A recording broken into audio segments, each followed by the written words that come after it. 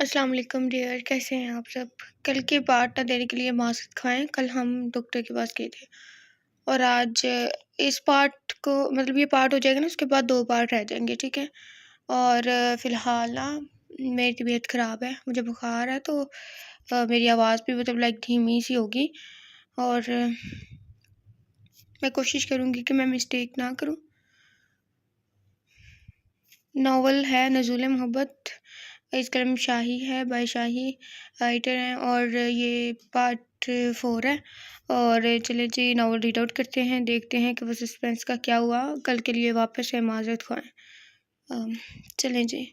गाड़ी भी यही थी, मुसाफिर भी यही थे, बस जगह तब्दील हो गई थी। शाहज़ल अगर हवासों में होता तो हुरैन के ड्राइविंग करने पर ज़रूर चौंकता, मगर अब तो इसका ज़हन इतना मुंतशिर था कि इसे अपनी आती जाती सांसों का ख्याल नहीं था। ना जाने कितने टुकड़ों में तकसीम हुआ था इसका दिल जब इसे हुरैन नहीं सनम की हकीकत का पता चला था। सारा मंजर इसकी आंखों के सामने घूम गया। वो ग्रूम पार्लर से निकला था, शेरवानी में वो किसी शाही सल्तनत का सुल्तान लग रहा था। इसकी भूरी आंखें खुशी से चमक रही थी, जो इसकी वजाहत में चार चांद लगा रही थी। तभी से ऑफिस से रफ़ीका फ़ोन आया कि कोई इससे मिलने आया है। इसे न चाहते हुए भी हामी भरनी पड़ी। जब वो ऑफिस पहुंचा तो एक खूबरूप अ, मर्द जो उम्र में शाज़ल से कुछ बड़ा लगता था, इसी के इंतज़ार में था। आई एम उज़ैर हयात सिकंदर। अस्सलाम वालेकुम। शाज़िल का मुसाफ़ा के लिए बढ़ता हुआ हाथ हवा में मुअल्लक़ रह गया। हयात सिकंदर के नाम पर शाज़िल की शफ़ाफ़ पेशानी पर बल नमूदार हुए। What the hell are you doing here? Mister Shazil, मैं आपसे तहम्मुल से बात करने आया हूँ। मेरे पास इन फ़ज़ूलियात के लिए वक्त नहीं है। जानता हूँ आज आपका वलीमा है मेरी सनम के साथ। एक और लफ्ज़ मुँह से निकाला तो दोबारा मुँह खोलने के लायक नहीं रहोगे। मैं जानता हूँ आपके लिए मेरी बात पे यकीन करना मुश्किल होगा, इसीलिए आप एक मरतबा ये सुन लें। अज़ीर हयात ने मोबाइल निकाला। ओके, अज़ीर इसका नाम। ये सनम मतलब है, हुरैन का नंबर है। क्या बकवास है, मुझे मेरी ही बीवी का नंबर बता रहे हो? तस्दीक कर लें, बीवी नहीं मनकूहा। शाहज़ल तो चौंक गया कि वह शख्स जिसे इसने आज से पहले देखा तक न था, वो इसके और हुरैन के इतने पर्सनल मामले से बाखबर था। फिर अज़ीर हयात ने कॉल मिलाई। दूसरी तरफ बेल जा रही थी। हमेशा की तरह दूसरी बेल पर कॉल उठा ली गई और बेताबी से कहा क्या, हेलो हेलो, आपको मेरी आवाज़ आ रही है? हेलो। फिर सिसकियाँ भरने लगी। ये आवाज़ और सिसकियाँ शाज़ल लाखों में भी पहचान सकता था। ये इसकी हूर की आवाज़ थी, हर बनावट से पाक आवाज़। अज़ीर हयात खामोश खड़ा था और हुरैन की बेताबियाँ अरूज पर थी। प्लीज़ ऐसा ना करें, देखें देखें, आपकी सनम आपके इंतज़ार में मर जाएगी। खुदारा कुछ तो बोलें, मेरी जान निकल जाएगी। अपनी शर्म के साथ यूँ ना करें प्लीज़। बात इससे ज़्यादा शाज़ल इब्राहिम बर्दाश्त नहीं कर सका। आगे बढ़कर मोबाइल छीना और पूरी कुव्वत से दीवार पर नहीं मारा। इसकी आंखों से चमक गायब होगी। वो लंबे लंबे सांस लेता खुद को ये तसल्ली देने की कोशिश कर रहा था कि कुछ देर पहले इसने जो कुछ सुना वो गलत था। देखें मिस्टर शाज़ल इब्राहिम, मेरी आपसे कोई दुश्मनी नहीं है। यह अलग बात है कि मेरे वालिद की है। मैं और सनम एक दूसरे को बचपन से पसंद करते हैं। मेरे वालिद इसके लिए राज़ी नहीं थे। मैं भी इन्हीं का बेटा हूँ। मेरी ज़िद के आगे वो हार गए। उन्होंने हमारे आगे शर्त रखी, शर्त आपकी बर्बादी की। शाज़ल ने नज़र घुमा कर इसे देखा। वो इससे कितनी आसानी से इसके दिल पर ज़रब लगा रहा था। ओह माय गॉड, तो ये क्या हो गया? जी हाँ, आपकी बर्बादी की शर्त इसकी वजह से उन्होंने वो पार्टी वाला ड्रामा प्लान किया। मैं कतई राज़ी नहीं था। मैं क्या, मेरी जगह कोई भी होता तो राज़ी नहीं होता। मैंने बहुत वावेला मचाया, मगर मैं हार गया अपनी मोहब्बत के आगे। सनम ने मुझसे कहा यह ज़रूरी है। वो थके हुए अंदाज में सोफे पर बैठ गया। सनम ने ही मुझसे कहा कि ये ज़रूरी है। मैंने अपने दिल पर पत्थर रख लिया। फिर प्लान को अंजाम तक पहुंचाया गया। निकाह हमारे प्लान का हिस्सा नहीं था, सब गैर मुतवक्का था। लेकिन अब्बू भी अपनी ज़िद पर अड़े हुए थे। इन्हें किसी भी तरह आपको नुकसान पहुंचाना था। उन्होंने निकाह पढ़ा दिया। मैं गुस्से में घर छोड़कर चला गया, मगर आपने दूसरे रोज़ ही मेरी सारी परेशानी ख़त्म कर दी। आप खुद इस निकाह को ड्रामा समझते थे। फिर 3 महीने का कॉन्ट्रैक्ट। फिर अब्बू ने सनम पर ज़ोर डालना शुरू किया कि वो किसी भी तरह आपके ऑफिस को नुकसान पहुँचाए और आपकी जायदाद अपने नाम पर मुंतकिल कर ले। वो बोल रहा था और शांतल को लग रहा था कोई इसके दिमाग पर हथौड़े बरसा रहा था। फिर आखिरी कदम अब्बू के आमद ने पूरा किया। आप पूरी तरह से सनम पर भरोसा करने लगे थे। मैंने सनम से किसी भी तरीके का राब्ता नहीं रखा था। वो इसके लिए बहुत परेशान थी। मैं 3 महीने तक कोई राब्ता नहीं करने वाला था, लेकिन वो प्रेस कॉन्फ्रेंस, वो एनुअल फंक्शन, फिर ये वलीमा में ये सब सुनकर हत्थे से उखड़ गया। इसीलिए सनम मेरे पास आई थी मुझे समझाने। मैं लड़ झगड़ कर वहाँ से चला आया। मैं बहुत नाराज़ था, इससे बात नहीं कर रहा था, इसीलिए वो भी फ़ोन पर परेशान थी। सब कुछ ठीक जा रहा था। सनम अपने प्लान में कामयाब भी होने वाली थी, लेकिन ये वलीमा मेरी बर्दाश्त से बाहर है। मैं इसलिए यहाँ आया हूँ। मैं एक गैरतमंद मर्द हूँ और मैं ये बर्दाश्त नहीं कर सकता कि मेरी मोहब्बत किसी और की सेहत से जाए। शाज़ल शेर की तरह इस पर चिपटा।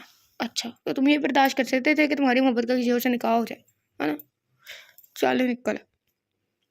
किस कदर बेगैरत हो तुम लोग। मैंने क्या बिगाड़ा है तुम लोगों का? अब तो तुम ठीक लोग भूल जाओ कि मेरी एक फूटी कोड़ी भी तुम्हें नसीब होगी। वो झटके से इसका गिरबान छुटकर सनम से हिसाब विवाह करने निकल पड़ा।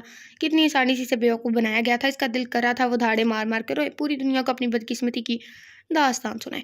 इसने तो मोहब्बत की थी, सच्ची मोहब्बत, तभी तो फैसले का इख्तियार इस दुश्मन जहाँ के हाथों में दिया था। कोई इतना बेवफा कैसे हो सकता है, और फिर सारे का सारा कैसे हो सकता है। ये मेरी तरफ से लुकमा था। गाड़ी झटके से रुकी। शाज़िल भी सोचों से बाहर निकला। हुरैन घूमकर इसकी तरफ आई और एक बार फिर इसका हाथ पकड़कर घसीटती हुई लेकर आगे बढ़ी। शाज़िल को तो आसपास की ही खबर नहीं थी। इसका दिल तो वो अपनी मोहब्बत के बेवफा होने पर मातम करा था। शाज़िल को कुछ समझ नहीं आ रहा था। इसका दिल कर रहा था कि वो इस लड़की समेत सारी दुनिया को आग लगा दे, लेकिन क्या फ़ायदा। आग वैसे लगाए मगर झुलसेगा शाज़िल इब्राहिम। ये घर था मगर शाज़िल बिला नहीं था। वो इसीलिए कमरे में आई और झटके से इसका हाथ छोड़ा, फिर इसी रूम में मौजूद दूसरा दरवाज़ा खोलकर अंदर चली गई। शाज़िल एक बार फिर सोचों के गिरदाव में फंसा। क्या मैं इसके बगैर रह पाऊंगा?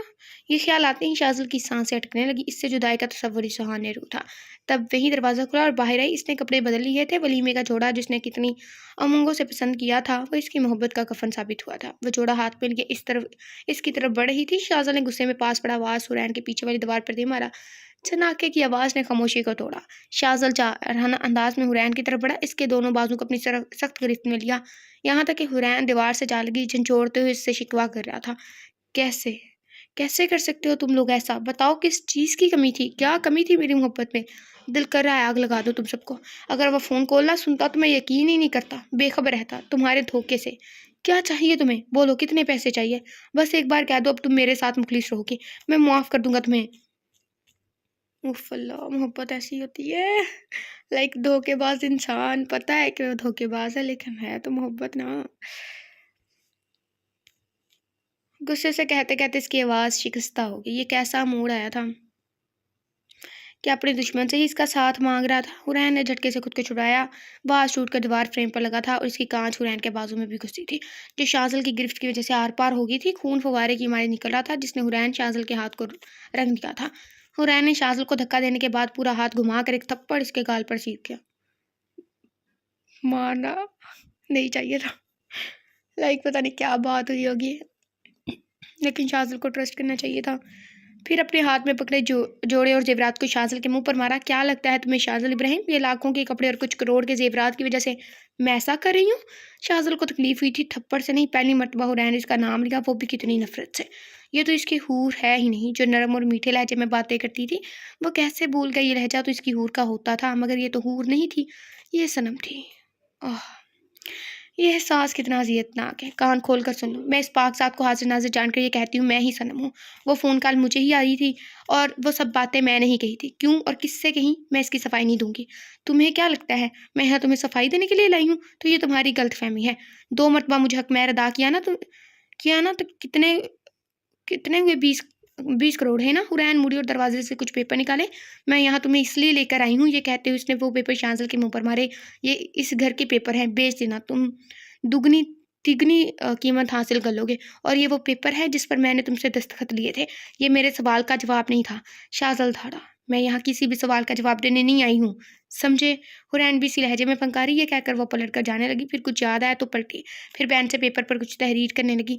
शाज़िल साकित खड़ा इसके इस रूप को देख रहा था। ये लो, इसमें लिखा है कि मैं तुम्हें अपने पूरे होशो हवास में 3 और शादियाँ करने की इजाज़त देती हूँ। खुश रहो शाज़िल इब्राहिम, खुश रहो और खुदा करे तुम मुझे भूल जाओ। बात करते करते चीखने लगी, वरना तुम मेरी याद में खाक छानोगे और मैं तुम्हें खाक में भी नहीं मिलूंगी। लाइल्मी नेमत है और खुदा करे तुम हमेशा लाइलम रहो। आगाही अजाब है। खैर चलो जी, हमारी बहन बर्तन धो रही है, उसने चला लिए मोटर पंप, जो भी है। तुम्हारे इस अमल का क्या नतीजा होगा? खुदा करे तुम खुश रहो।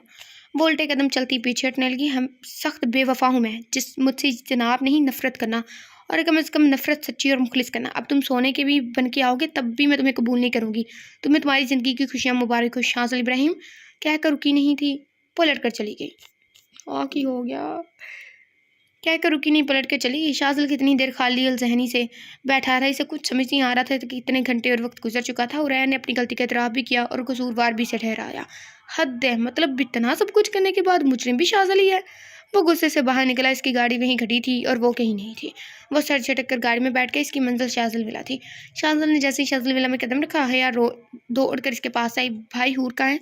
शाजल ने वक्त देखा, रात के 3 बज रहे थे। क्या मतलब, वो तुम्हारे पास नहीं है? नहीं भाई, वो हया कुछ कहती से पहले इसका फ़ोन बजा। हेलो हूर, हूर तुम कहाँ हो? मुझे बताओ तुम कहाँ हो, मैं अभी तुम्हारे पास आ रही हूँ। वो बात करते हुए बाहर चली गई और फिर पलट कर नहीं आई। शाजल इब्राहिम इस वक्त खुद को दुनिया का सबसे हारा हुआ शख्स महसूस कर रहा था। जैसे ही इसने अपने कमरे में कदम रखा, गुलाब और मोतियों की खुशबू इसके नथनों से टकराई। कितने अरमानों से अपना कमरा सजवाया था, मगर ये खुशबू शाजल के दिल में आग लगा गई। भाई ये तो ड्रामे वाला सीन हो गया। ये सही होते होते सारा कुछ खराब हो गया।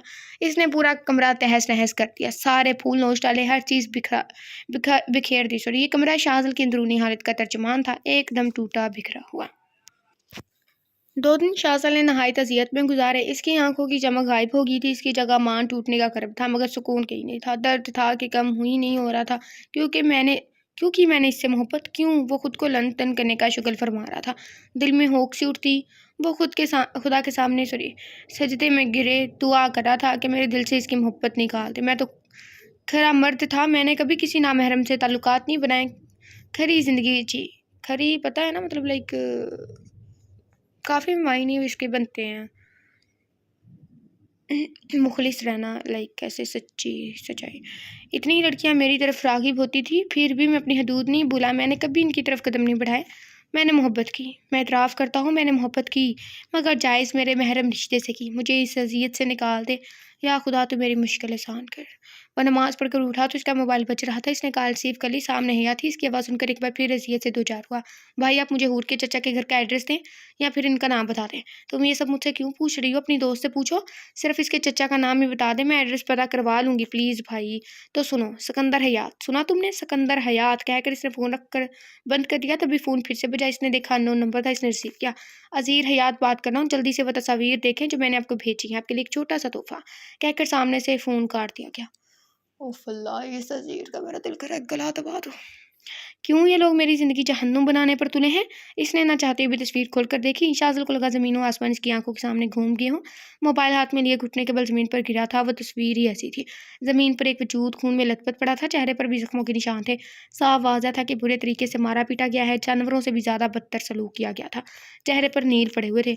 खून बहकर चेहरे पर जम गया था, लेकिन वो चेहरा हज़ारों क्या लाखों क्या दुनिया भर में भी पहचान सकता था। वो हुरैन का चेहरा था। शाज़िल को लगा अब इसका दिल बंद हो जाएगा। तभी फ़ोन पे बजा, वही नंबर था। हवेली पहुंचो, एक हुक्म सादर किया गया, वो भी शाज़िल इब्राहिम को, जो सिर्फ और सिर्फ हुक्म सादर किया करता था।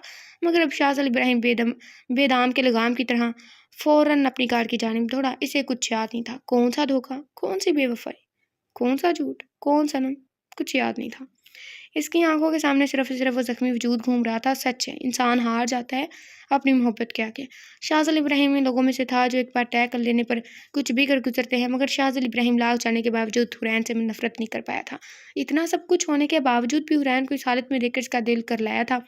वो जितनी तेज़ ड्राइविंग कर सकता था, इससे कई गुना तेज़ ड्राइविंग करा था। ये कहना गलत नहीं होगा कि इसकी गाड़ी हवा से बातें कर रही थी। वो बहुत ही गुस्से में हवेली के अंदर दाखिल हुआ।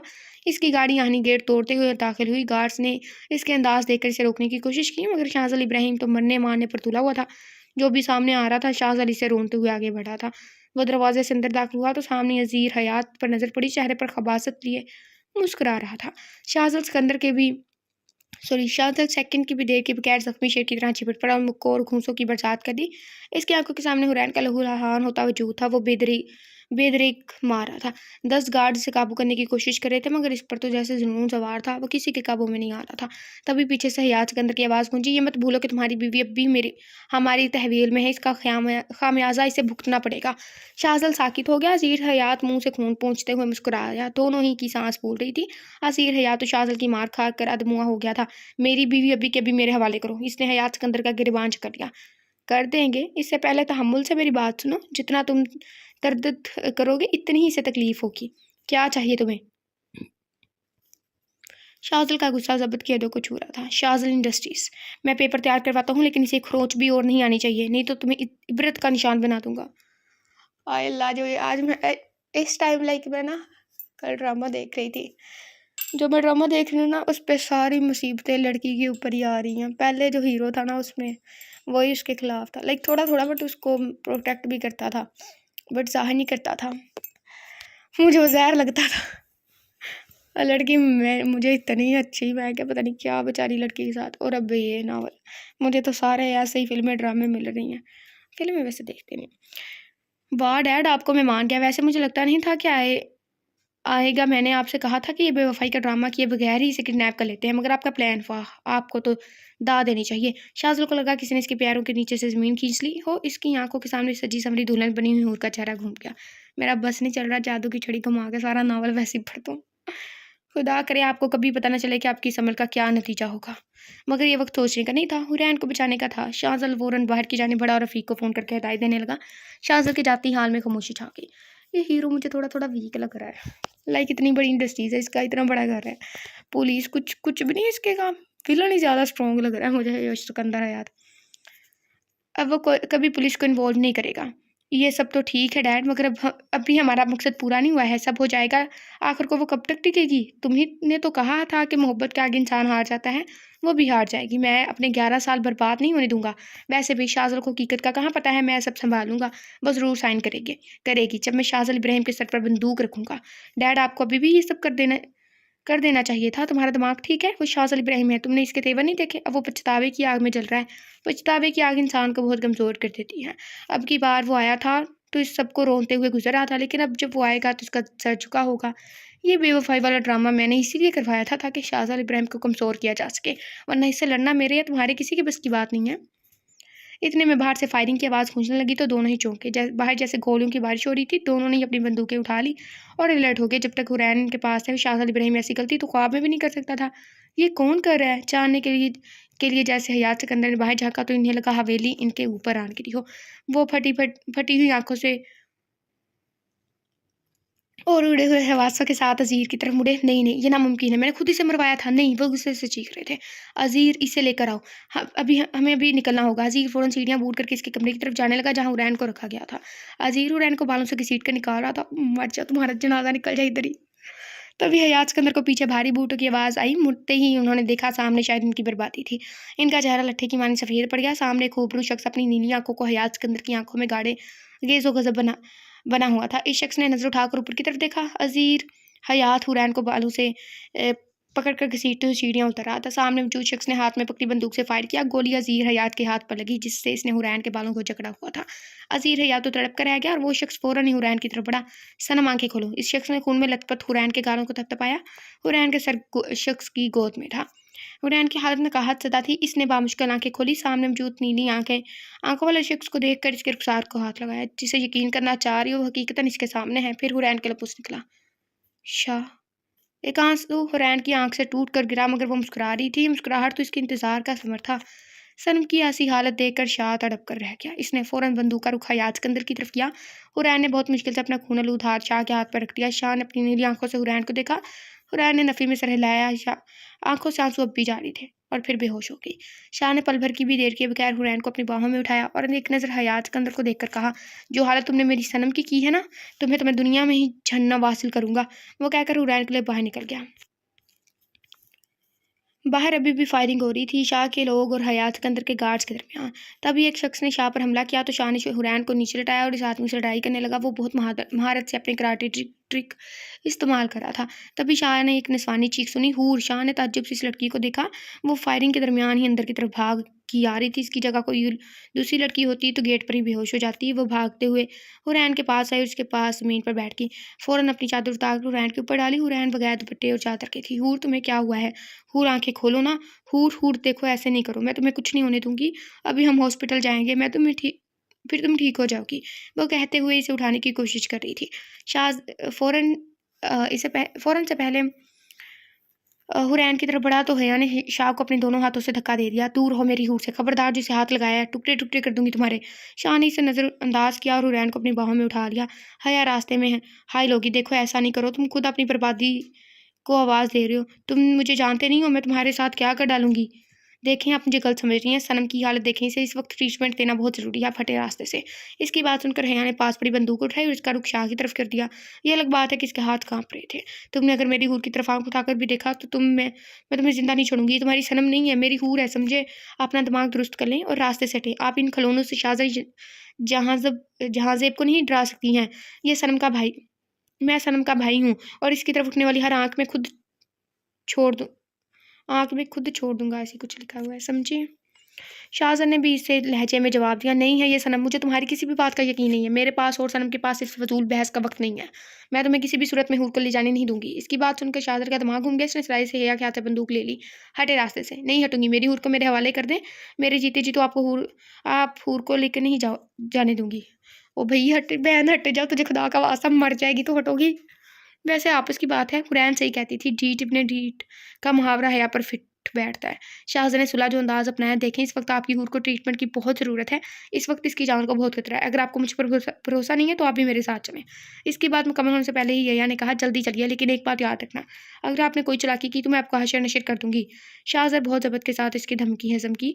रास्ते पर हया ने हूर को खुद से लगाए रखा। जब गाड़ी एक आलीशान बंगले के आगे रुकी तो हया घूर कर शाहज़ाद की जानिब देखा। नावल में बंगले ही बंगले दिखाई जा रहे हैं।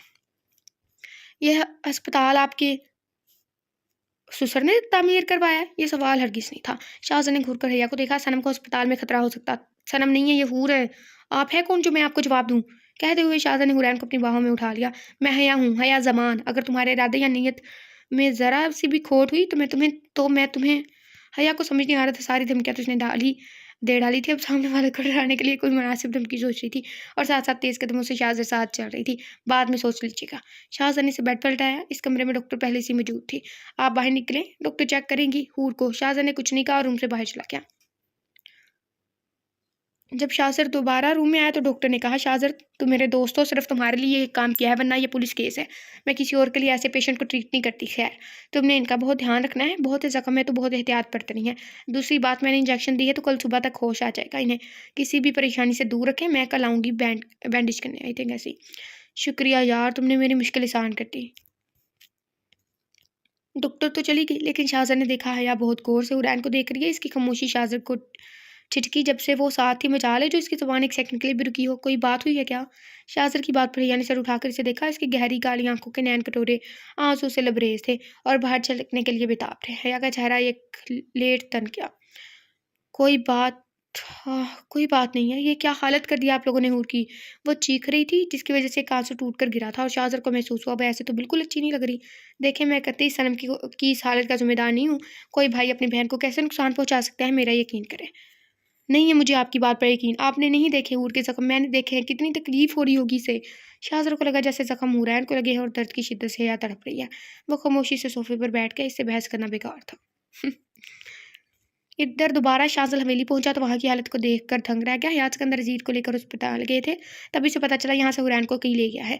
इसका तो सर ही चकरा गया। इसने देखा गेट के पास हया की कार खड़ी है जो इसे इसके अब्बू ने दी थी। इसने फ़ौरन हया को फ़ोन लगाया। हया, तुम्हें पता है हूर कहाँ है? मैं हूर के साथ ही हूँ, लोकेशन भेजती हूँ, कहकर खटाक से फ़ोन बंद कर दिया। शाहज़ाद मानो वहाँ उड़ कर पहुंचा और बाहर फिर गार्ड्स के साथ हाथापाई हुई। फिर इसने कमरे का दरवाज़ा धाड़ के आवाज़ के साथ खोला और शेर की तरह इस पर चिपटा और शाहज़ाद का गिरबान चकल गया। तुम्हारी हिम्मत कैसे हुई मेरी बीवी को लेकर आने की? जवाबन शाहज़ाद भी इसका गिरबान चकल गया। बीवी है तो तुम्हारी ज़िम्मेदारी थी। वो कैसे इस हाल तक में पहुंची, तुम्हारा हिसाब भी होगा शाहज़ाद इब्राहिम। शाहज़ाद ने शेर सी भूरी आंखें शाहज़ाद जहांज़ेब की सफ़ेद शेर सी नीली आंखों में गाड़ी। तुम ये मत समझना कि शाहज़ाद जहांज़ेब तुम्हें बख्श देगा। तुमने जो मेरी बहन के साथ किया है इसका हिसाब तो तुम्हें देना ही होगा। हया ने दरमियान से दोनों को अलग किया और एक एक धक्के से दोनों को नवाजा। मगर मजाल है जो तुम्हें 1 इंच भी हिले हो। हाँ, लिख दो कि वो पहाड़ थे और हया टहनी छोटी सी शाख। क्या कर रहे हैं आप दोनों? वहाँ मेरी हूर की हालत देखें। ये तमाशा कहीं और जाकर लगाएं, आई समझ। इसने चादर हूर को उड़ाने के बाद नमाज स्टाइल में दुपट्टा बांध रखा था। जामनी रंग के हाले में मकीन चेहरे पर आंसू के निशान थे। हया, हूर ने तो तुम्हें फ़ोन किया था ना, तुम इसके पास गई थी, फिर हूर की हालत कैसे हुई? शाहज़ाद के लहजे में करब था। हया थके हुए अंदाज में बेड पर बैठ गई। हूर ने मुझे फ़ोन किया था मगर इसने मेरी कोई बात नहीं सुनी। मैं इससे पूछ रही थी कि तुम कहाँ हो, तो इसने सिर्फ इतना कहा कि मैं आपसे रब्ता करने की कोशिश ना करूँ और ना ही आपसे इसके मुतालिक मदद मांगूँ, ना ही कोई बात पुरस करूँ। इसके बाद इसने कहा कि मैं अपनी ज़िंदगी के मामलों में संजीदा होकर ज़िंदगी के साथ खिलवाड़ करना छोड़ दूँ। इसके बाद इसने लाइन काट दी। मेरी एक बात नहीं सुनी। मैं पागलों की तरह इसे फ़ोन करती रही। तब से अब तक पूरे 2 दिन पागलों की तरह इसे ढूँढती रही, मगर मैं इसके बारे में कुछ नहीं जानती थी। जब मुझसे बर्दाश्त नहीं हुआ तो मैंने आपको फ़ोन किया और जैसे-तैसे हवेली पहुँची तो मैंने हूर को देखा लहूलुहान। ये आप अपने आप को हूर का भाई कहते हैं। सॉरी, ये अपने आप को हूर का भाई कहते हैं और आप पूरे इस्तेहाक से हूर को मेरी बीवी कहते हैं। मैं कहती हूँ एक शौहर और भाई के होते हुए एक लड़की की हालत ऐसी है तो तफ़्फ़े ऐसे रिश्तों पर इससे तो मैं लावारिस सच्ची हूँ। हया प्लीज़। शाहज़ाद एहसास निज़ामत से गोया हुआ। नहीं भाई प्लीज़, मैं आपकी बहुत इज़्ज़त करती हूँ। भाई हैं आप मेरे। मेरी एक बात मानें, हूर कि डॉक्टर ने कहा है किसी किसी भी टेंशन से दूर रखना है। आप अभी चले जाएं, पहले हूर को होश में आने दें, मैं इससे बात करूंगी, फिर आप हूर के सामने आना। हूर की फिक्र आप नहीं करें, मैं इसके साथ हूँ। आखिरी जुमला इसने शाहजल की तरफ देखते हुए चबा चबा कर कहा, जैसे दांतों के दरमियान शाहजल हो। शाहजल खामोशी से पलट कर बाहर आ गया। शाहजल गाड़ी ड्राइव कर रहा था। हूर की फिक्र से आज़ाद हुआ तो एहसास दामत ने आन करा। इसने गाड़ी इसी रास्ते पर डाल दी जिस पर वलीमे वाली रात का सफ़र किया था।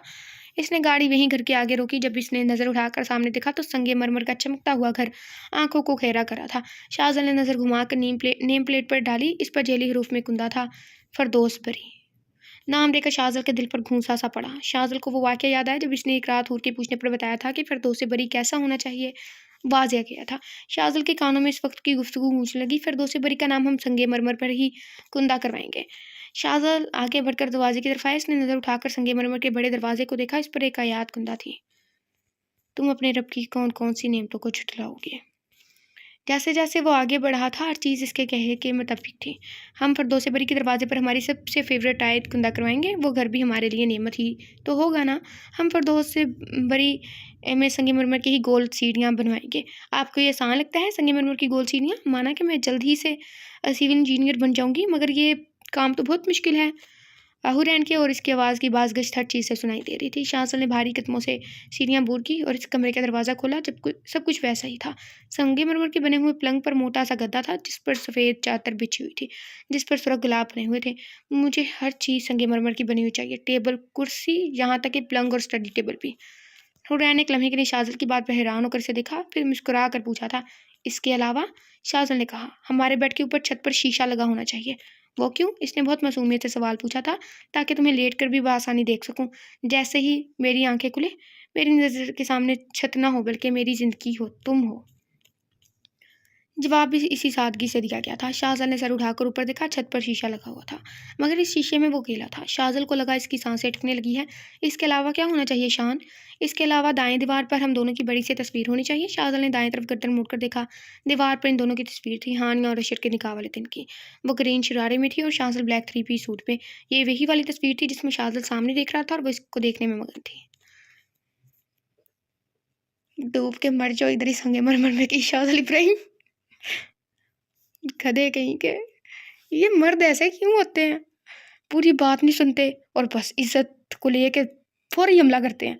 भी पूरी बात तो सुन लो, यकीन करो। अगर इज्जत है आपकी तो आपको अपनी इज्जत पे यकीन नहीं है। ओह, मुझे गुस्सा आ रहा है। शाहजल की नज़र तस्वीर में हुरैन के चेहरे की तरफ की। इसके चेहरे पर आंसू थे। वो खून का कतरा था जो ठलक कर आंसू की शक्ल अख्तियार कर गया था। शाहजल को याद आया कैसे इसके हाथ से खून निकला था। इसने हाथ छिटका था, तब ये कतरा उड़कर तस्वीर पर गया हुआ था। इस रात वो ऐसे ही तो रोई थी, खून के आंसू। हया खामोशी से हुरैन से लगकर बैठी थी और विर्द करने के बाद वक्फे वक्फे से इस पर फूंक रही थी और लगातार सोफे पर बैठे शाहजल को घूमने का फरीजा भी अंजाम दे रही थी। अब हया का सब्र का पैमाना लबरेज हो गया और वो इस तरह बैठ गई कि शाहजल हूर को ना देख सके। शाहजल को अपने सर में दर्द की ठेस उठती हुई महसूस हुई, लेकिन सनम को इस हालत में छोड़कर जा नहीं सकता था। रात गहरी हो रही थी। हया ने गुस्से में आकर से पूछा, आपका क्या रात यहीं गुजारने का इरादा है? जी। ये क्लब से जवाब आया था जो हया को सुलगा गया। क्यों? क्योंकि मैं सनम को अकेला नहीं छोड़ सकता। हया का दिमाग घूम गया। देखें मिस्टर, आपको आखिरी बार समझा रही हूँ, ये सनम नहीं है, मेरी हूर है, और फ़ौरन यहाँ से चले जाएं। ये ऐसे बोल रही है जैसे हूर इसकी बीवी है, क्योंकि मैं आप पर बिल्कुल भी यकीन नहीं करती। शाहजल के सर में पहले ही दर्द हो रहा था, फिर हया की बहस ने इसके दर्द में इजाफा कर दिया तो इसने भी तड़क कर जवाब दिया, देखें आप मिस, ये मेरी बहन है, सगी बहन, तो मैं इसका मुहाफिज हूँ। अगर कोई नामहरम है तो वो आप हैं। आप बताएं, आप अब तक मैंने आपके साथ कौन सी गलत हरकत की है? लड़की है वो नामहरम। और मैं चाहूँ तो अब भी कर सकता हूँ, मगर मेरा ऐसा कोई इरादा नहीं है। ये बात आप अच्छी तरह जानती हैं। दरअसल ये जो आप बार बार कह रही हैं कि मैं आप पर यकीन नहीं करती, मैं आप पर यकीन नहीं करती, ये आप मुझे नहीं बल्कि खुद को कह रही हैं। आपका दिल चाह रहा है मुझ पर यकीन कर ले, मगर आप खुद को रोक रही हैं। बराए मेहरबानी इतना तरद्दुद ना करें। मेरी तबीयत ठीक नहीं लग रही है तो खामोश रहें। मुझ में आपसे बहस करने की सकत नहीं है और इस कमरे में रुकने की वजह आपकी हूर की सिक्योरिटी भी है। हया मुँह खोले इसे सुन रही थी। इसने हर बात सही की थी। पहली मरतबा को हया की बोलती ही बंद कर चुका था। कुछ देर बाद हया को इसका एहसास हुआ, मुझे कोई कैसे चुप करा सकता है? ऐसा कुछ नहीं है, समझे आप, बागड़ बिल्ले। हया ने इसकी नीली आंखों पर चोट की। कुछ जल्दी ख्याल आ गया, मैं गलत कह रहा हूँ। शाहजल उठा और अपनी घर निकाल कर साइड टेबल पर रखी। आयला जी, ये डराने का तरीका था। मैं यही नमाज पढ़ने जा रहा हूँ। अगर कुछ गलत होने का एहसास हुआ या कोई बिला इजाज़त कमरे में आया तो बिला झिझक फायर कर देना। इस वक्त सिर्फ आप ही गलती नज़र आ रहे हैं। वो हया थी, क्या किया जा सकता है? वो भी शाहजल था, तो आप गोली चला दें। वो आराम से कहकर वॉशरूम में चला गया। इसने बाहर आकर जायनमाज़ बिछाई और नींद बांधी। हया के पास कुछ काम नहीं था तो इसे ही देख रही थी। वह पूरे दिलजमे के साथ मांस पड़ा था, इसके लब हिल रहे थे और नीली आंखें झुकी हुई थी। बाकड़ बिल्ला। वैसे खूबसूरती के लिहाज से देखा जाए तो हूर का कोई भाई होता तो ऐसे ही दिखता। हया ने महसूस किया कि इसे सजदे में जाने से तकलीफ हो रही है।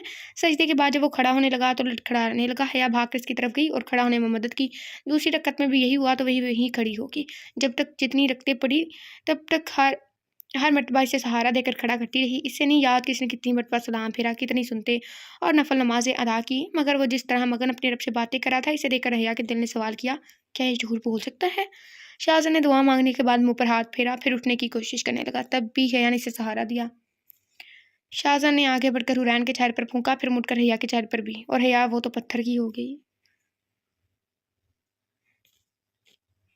वही शाहजहां ने मुस्कुरा कर कहा, शुक्रिया। वही $1 मिलियन स्माइल राइटर ने लिखा हुआ है।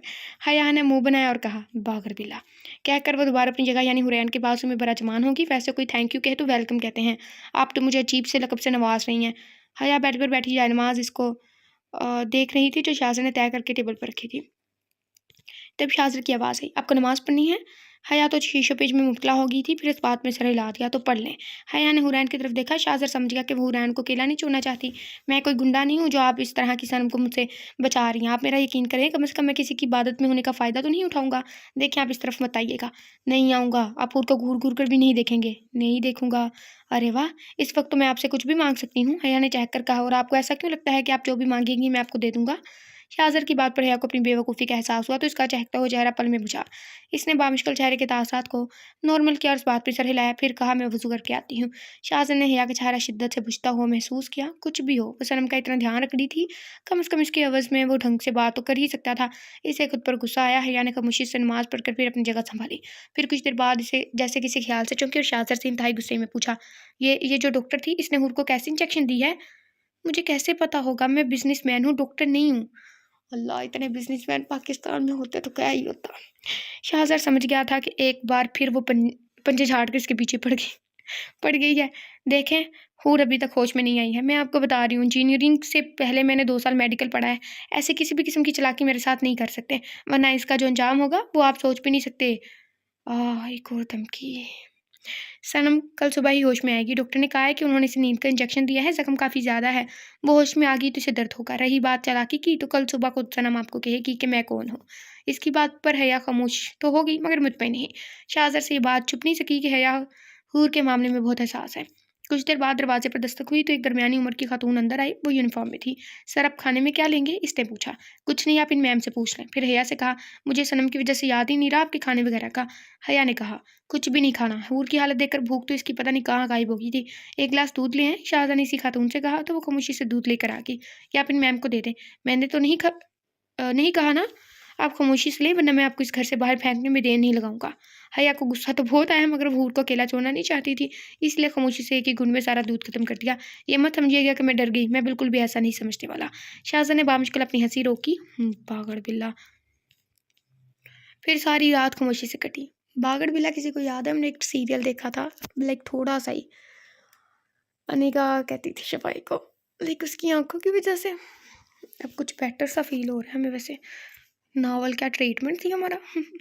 शाहजहां अपनी बेवकूफ़ी पर खुद को कोस रहा था। इसने ज़मीन पर पड़ा हुआ कागज़ उठाया। एक तो इस घर के कागजात थे, दूसरा वो कागज़ था जिस पर हुनैन ने 3 शादियाँ करने की इजाज़त दी थी। शाहजहां के कानों में हुरैन का जुमला गूंजने लगा, खुदा करे तुम मुझे भूल जाओ, वरना तुम मेरी याद में खाक छानोगे, मैं तुम्हें खाक में भी नहीं मिलूंगी। या अल्लाह, ये क्या हो गया मुझसे? हर मर्तबा मैं क्यों इसकी अज़ियत का सबब बन जाता हूँ? क्या हो जाता अगर मैं इसी दिन इस घर को देख लेता? वो पूरे 15 दिन मेरे ख्वाब को तबीर देने में मगन थी और मैंने इसके किरदार पर सवाल उठाया। अब तुम सोने की भी बनकर आओगे तब भी मैं तुम्हें कबूल नहीं करूँगी। या खुदा, ये क्या हो गया मुझसे? जितनी सीरियस हीरोइन दिखाई गई है ना, उसकी बातों से मुझे ऐसा लग रहा है सैड एंडिंग ना हो। लाइक हमें रिस्पॉन्स तो ये है कि हैप्पी एंडिंग हो, ज़्यादा 90-95% यही है, क्योंकि मैंने सुना हुआ था कहीं से। लेकिन अगर किसी को पता भी है ना, तो बराए मेहरबानी हमें बताने का तकल्लुफ़ ना करें। शाहजहां ने तीसरा पेपर देखा। ये वही पेपर था जिस पर इसने दस्तखत किए थे, लेकिन इस पर कुछ तहरीर भी नहीं था। मैं शाहजहां इब्राहिम, अपनी बीवी हुरैन शाहजहां इब्राहिम को आई थिंक एक को आना, इधर 2 लिखे तो मैंने 2 नहीं पढ़ दी। अपनी ज़िंदगी भर का साथ सौंपता हूँ मैं, इसकी इज्जत और इत्मीनान करूँगा। तामर। इसके नीचे लिखा हुआ था, मैं हुरैन शाज़िल इब्राहिम अपने शोहर शाज़िल इब्राहिम को तमाम इख्तियारात देती हूँ और तामर इनकी तहवील में रहकर वफाशार ज़िंदगी गुजारूंगी। नीचे हुरैन के दस्तखत थे। न जाने किन सुनहरी लम्हों की आस में इसने लिखा होगा। वही एक तरफ वलीमे का जोड़ा और ज़ेवरात अपनी बेकदरी पर मातम करा थे। शाज़िल के लिए ये डूब मरने का मुकाम था। ये रात तो सभी के लिए बड़ी मुश्किल थी।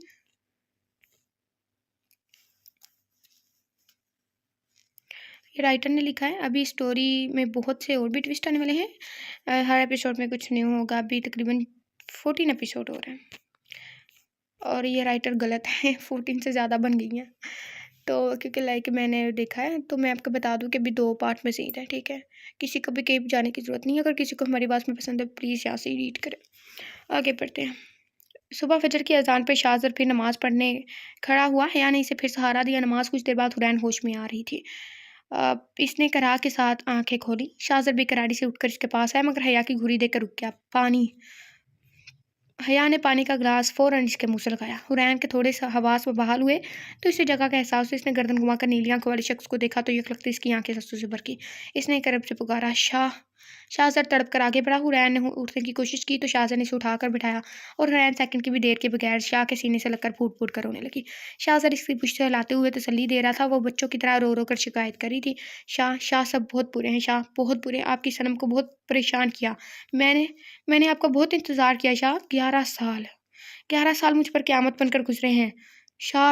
आपकी सनम। वह हिचकियों के साथ रो रही थी। शाज़र के सीने में मुंह छुपाए इसकी शर्ट को मुट्ठी में दबोचे हुई थी, जैसे छोड़ देगी तो वो कहीं खो जाएगा। बस मेरी बच्ची, तुम्हारा शाह तुम्हें कुछ नहीं होने देगा। मेरी सनम अपने शाह के पास है। शाह बाबा आप नहीं जाएंगे ना? प्लीज़ मुझे छोड़कर मत जाइएगा, नहीं तो आपकी सनम अब की बार बर्दाश्त नहीं कर पाएगी। इसने इसकी शर्ट और ज़ोर से पकड़ ली। वो इसे खो देने से खौफजदा थी। शाहज़र ने इसका चेहरा थाम कर ऊपर किया। इधर देखो मेरा बच्चा, मेरी तरफ देखो। हुरैन ने सहमी हुई नज़रों से इसे देखा। मैंने 11 साल पहले एक कसम खाई थी कि मैं वापस आऊँगा, और आज फिर मैं एक कसम खाता हूँ, तुम्हारी कसम, मैं तुम्हें अकेला नहीं छोड़ूंगा। इसने एक लफ्ज़ पर जोर देकर कहा और सनम को शाह का यकीन सौंप दिया। आप आराम से लेटो, मैं डॉक्टर को बुलाता हूँ। शाहज़र ने एहतियात से हुरैन को लटाया, फिर कॉल करने बाहर चला गया। हुरैन आंखें बंद करके लेटी थी और आंखों से आंसू निकल रहे थे।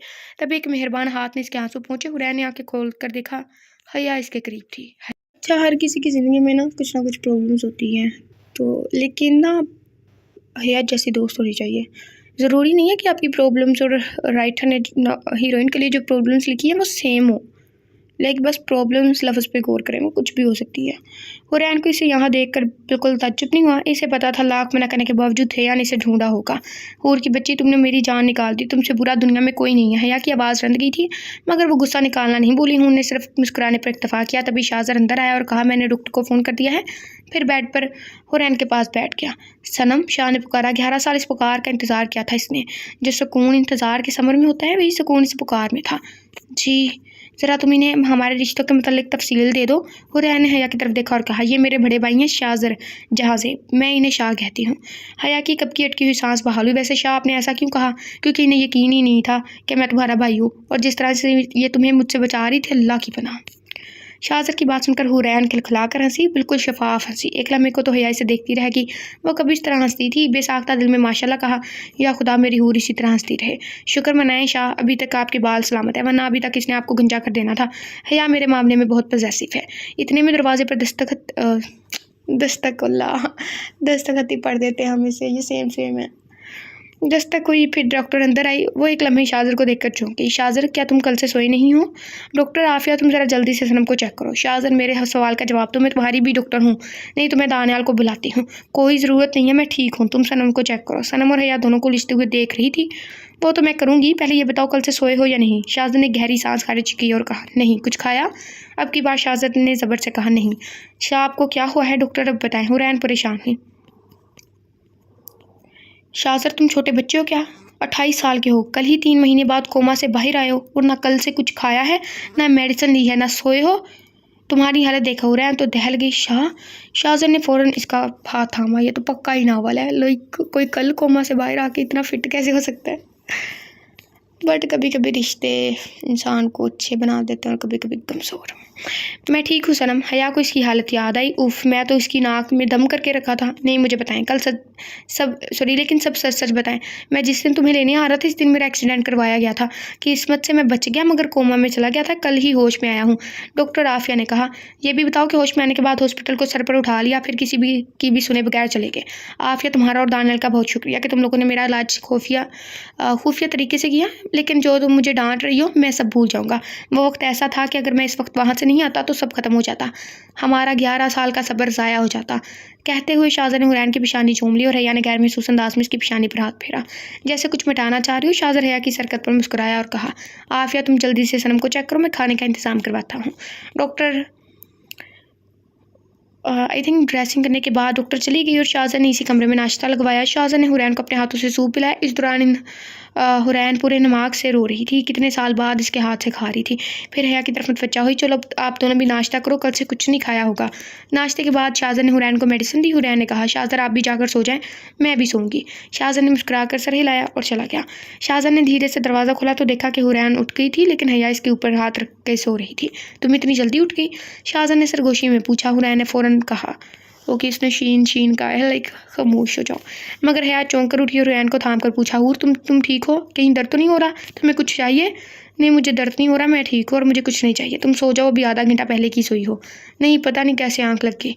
सनम तुम जल्दी से खिचड़ी ख़त्म करो, फिर मेडिसिन देनी है। कैसा, फिर हमने कहा ना कुछ चीज़ें कॉमन होती हैं। आप जितनी मर्जी भी मीर हो, आप नावल में हो, आप हकीकत में आपको खिचड़ी खानी पड़ेगी। और देखो तुम्हारे लिए किसने पकाया है। पीछे से बी अम्मा खिचड़ी के साथ वारिद हुई। हुरैन तो खिल उठी, बी अम्मा मेरी बच्ची कैसी है? शाह को देखकर इन्हें एकदम ठीक हो गई हूँ, मेरी बच्ची का सब्र रंग लाया है। हाँ बी अम्मा। हुरैन की आवाज़ भर आ गई। फिर बी अम्मा ने हया से कहा, अल्लाह तुम्हें अजर दे, तुमने हमारी सनम का बहुत ख्याल रखा है। हया तस्वीर करना नहीं भूली, मैं मेरी हूर के लिए इतना तो कर ही सकती हूँ। वो बी अम्मा कुछ देर बैठ कर चली गई। हया ने हुरैन के सर पर तेल की मालिश की, मेडिसिन दी। तब हया का फ़ोन बजा। इसने एक नज़र हुरैन को देखकर कॉल सिप के, अस्सलाम वालेकुम, ठीक है? होश आ गया है? नहीं, अभी नहीं आई, अभी नहीं की जी, खुदा हाफिज़। हुरैन की पेशानी पर अचानक बलना मुदार है। किसका फ़ोन था? हुरैन ने दो टुक लहजा अपनाया, भाई का। हया ने दिल में कलमा पढ़ लिया। बस क्यों, तुम्हारी तबीयत पूछ रहे थे? So sorry. हया ने थूक निकला, मैंने नहीं बताया, इनका फ़ोन आया था, वो पूछ रहे थे तो मैंने बता दिया। हुरैन ने पास पड़ा गिलास उठाकर ज़मीन पर दे मारा। शाहजहां भी एक लम्हे को सिटपटा गया। वो क्यों पूछ रहे थे? शायद उन्होंने हवेली के बाहर मेरी गाड़ी देखी थी तो इसलिए मुझसे पूछा। एक मिनट, तुम हवेली कैसे पहुंची? तुम्हें तो मैंने आई थिंक अपने बारे में कुछ नहीं बताया था। देखो हूर, गुस्सा मत करो, तुम मिल नहीं रही थी, मैंने भाई से फ़ोन करके हवेली के बारे में पूछा था, मुझे तुम्हारी फ़िक्र हो रही थी। हुरैन ने पास पड़ा जग भी ज़मीन पर दे मारा। सनम, शाहजहां आगे बढ़ा, एक मिनट ज़रा मुझे बात करने दे। तुम्हें मैंने खुद कहा था ना कि मुझे मत ढूंढना और इस शख्स से मेरे बारे में बात मत करना, फिर क्यों किया तुमने? हूर चीखने लगी, मुझे तुम्हारी फ़िक्र थी। हूर, हो कौन तुम मेरी फ़िक्र करने वाली? हुरैन को बिल्कुल अंदाज़ा नहीं था वो क्या बोल रही है। या एक लम्हे को बेयकीन सी होगी। हूर, ऐसा तो मत बोलो, भले मुझे डांट लो, मैं तुम्हारी दोस्त हूँ। एक दर्द उमड़ आया था दिल में, आंखें आंसू से भर गई। कैसी दोस्त? तुम्हें मैं ज़रा एहसास नहीं है मेरा, सॉरी। दोस्त होती तो ये हरकत नहीं करती। तुम मेरी कुछ नहीं हो। देखो हूर, मुझे अगर तुम्हारी भलाई के लिए तुम्हारे खिलाफ जाना पड़ा तो मैं जाऊँगी। वो कोई गैर नहीं है, शोहर हैं तुम्हारे।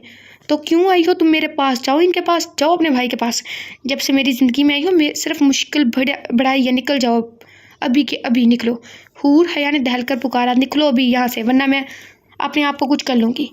ठीक है, जा रही हूँ, अब तुम बुलाओगी तब भी नहीं आऊँगी।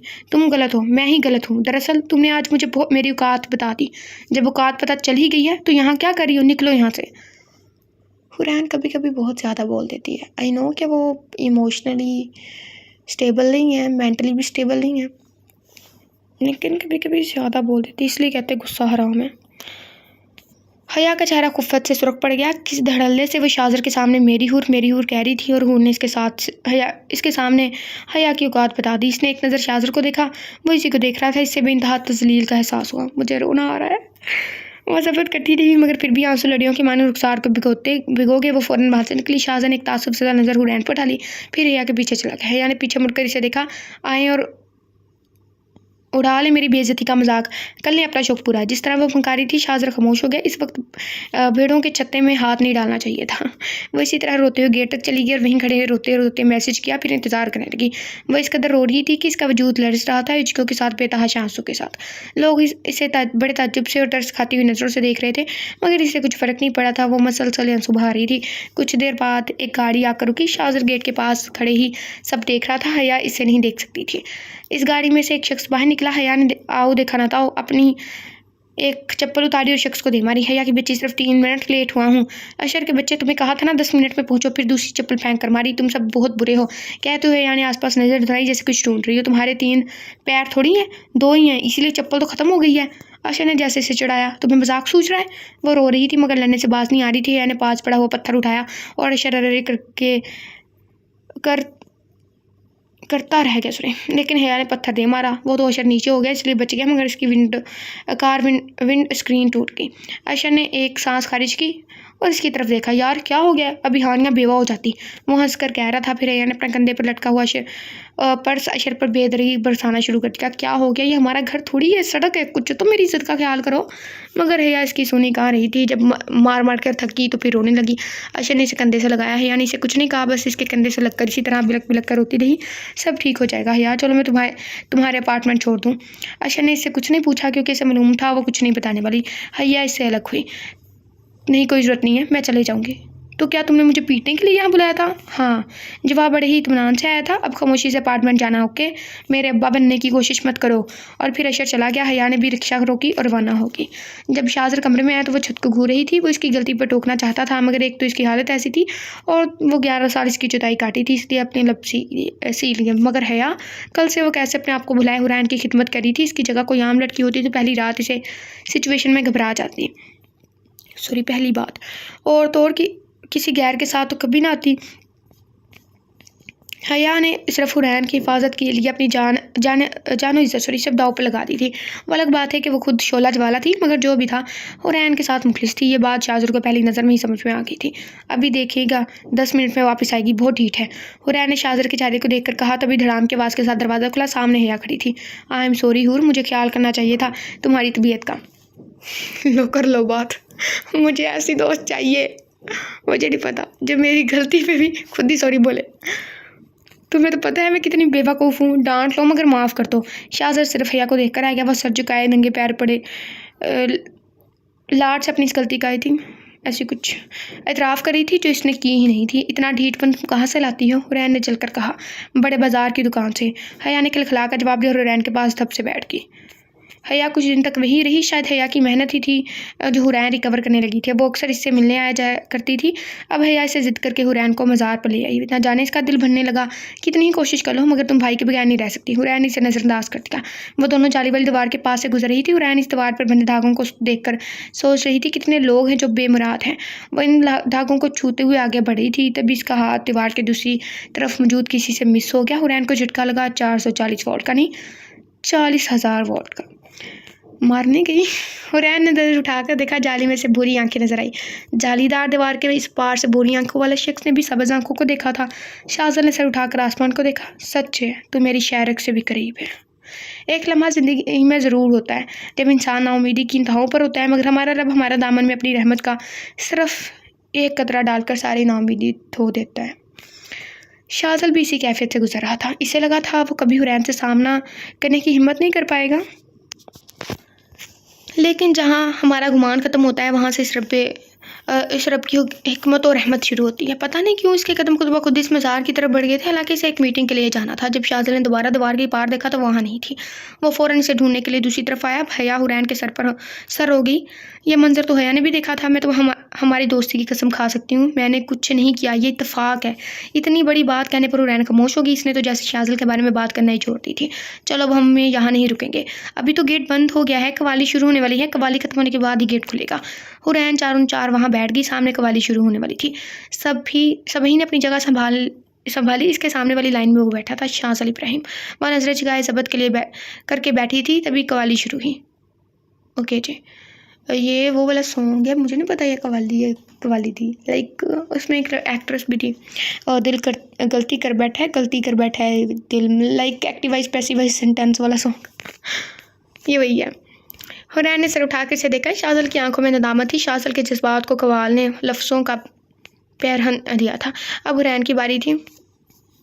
चलो जी, लाइक जैसे जैसे डायलॉग आ रहे हैं वैसे वैसे बारी बंधी हुई है। और शाज़ल के दिल पर घूंसा सा पड़ा। हमने ओके ये क्या कहते हैं वो कवाली के लाइक जो भी है उसके हैं मिसरे, और मैं ये नहीं पढ़ रही। हुरैन को 15 दिन याद आए जब इसने कितनी मेहनत से फ़िरदौस बरी तामीर करवाया था। हुरैन की आंखों के सामने वो सारे मंजर घूम गए जब इसने शाज़ल की बेरुखी पर खुदा से गिड़गड़ा कर दुआ में हाथ उठाए थे। शाज़ल ने भी तो इसे टूट कर चाहा था। इसने भी तो दुनिया बोल कर हुरैन को चाहा था, लेकिन अगले ही बोल पर इसे अपनी ज़्यादती का शिद्दत से एहसास हुआ। शाज़ल ने हुरैन को ऐसे देखा जैसे मैं भी कहाँ जीता हूँ, मैं भी हार गया हूँ। आए ओके जी, हमें थी गर्ज और तुमसे, और तुम्हें को बेगर्ज होना था। मैंने ये सुनी है, जब मैं सैड होती हूँ मैं तब भी ऐसे सुनती हूँ। ये मिसरा दोनों को हिला गया। हमने धड़कन धड़कन करके तेरे दिल से जोड़ लिया। ओके जी, तुझे ओके ये भी फिक्र ही है। हुरैन ने इस्तज़ाइया हंसकर शाज़ल की तवज्जो कवाली के आने वाले बोलों पर करवाई। जैसे ये कहना चाह रही हो जवाब सुनो। वे जवाब से सुनो। तुम्हें हमसे बढ़कर दुनिया तुम्हें हमसे बढ़कर, हमको तुमसे बढ़कर कोई जान से प्यारा ना होगा। मैं रोने लगी हूँ। और शाज़ल को लगा वो पूरे कद से ज़मीन बोस हुआ हो। किस तरह इसने पूरी दुनियावी पैसे की खातर हुरैन के ऊपर इल्ज़ाम लगाया था। कवाल ने शुरू के 2 मिसरे पढ़कर कवाली ख़त्म की और हुरैन हया के साथ वहाँ से निकल गई। शाज़ल को कुछ कहने का मौका ही ना दिया। हुरैन अपने कमरे में लेटी लंबी लंबी सांसें ले रही थी। इतने दिनों बाद इसे सामने देखकर सब कुछ शिद्दत से याद आया था। इसी दौरान शाज़ल भी ऑफिस से आ गया। हया हाल में परेशान बैठी थी। खैरियत? शाज़ल ने पूछा। हुरैन और मैं आज मज़ार पर गए थे, भाई भी वहाँ थे। शाज़ल ने इसके बाद का कोई जवाब नहीं दिया। हूर को तो समझ आता है, मगर भाई के जिक्र पर ये बागड़ बिल्ले की ज़बान काम करना क्यों बंद कर देती है? हुरैन जब कमरे से बाहर निकली तो ऐसे जाहिर करने लगी जैसे कुछ हुआ ही ना हो। इसकी हालत समझते हुए शाज़ल और हया ने भी कुछ नहीं कहा। थोड़ी देर में भी अम्मा ने खाना लगने की इतला दी। सभी खाना चल दिए। खाने के दौरान शाज़ल को इतला मिली कि कोई इससे मिलने आया है, तो वो जाराना अंदाज में वहाँ से उठ गया। हुरैन ने इसी नौकर से पूछा कौन था, तो इसने जवाब दिया आज़र हयात। हुरैन सकते में आ गई और हया से कहा मुझे वहाँ ले चलो। हुरैन चल सकती थी, मगर अब भी इसे सहारे की ज़रूरत पड़ती थी। जैसे दोनों हाल में पहुंची तो देखा शाज़र अपना सारा गुस्सा आज़र हयात पर निकालने में मसरूफ़ है। शाह प्लीज़ रुक जाएँ। हुरैन की बात पर शाज़र के हाथ रुके और शाज़र थके अंदाज में सोफे पर बैठ गया। आज़र हयात ने अपनी बंदूक निकाली और शाज़र के सामने रख दी। शाह भले ही मुझे कत्ल कर दें, मगर मुझसे नफरत मत करें।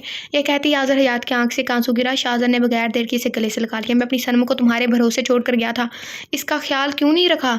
तभी बाहर से एक मुलाजिम आया और उसने इतला दी कि बाहर कुछ शाज़ल इब्राहिम साहब आए हैं। हुरैन को जवाब देती से पहले शाह ने कहा कि इन्हें अंदर बुलाएं। हया ने अतल कुर्सी का विरद शुरू कर दिया। ड्रामे पूरे। हुरैन धड़कते दिल के साथ वहीं बैठ गई। तभी शाज़ल अंदर दाखिल हुआ। हुरैन पलट कर जाने लगी थी कि शाज़ल ने इसकी कलाई थाम ली और चलिए सोफे पर बैठ गया। शाज़ल को भी बैठने को कहा। तभी वहाँ बैठे आज़र हयात ने कहा सनम ये तुम्हारे शोहर है ना? हुरैन ने पट से जवाब दिया नहीं, मैं इन्हें नहीं जानती।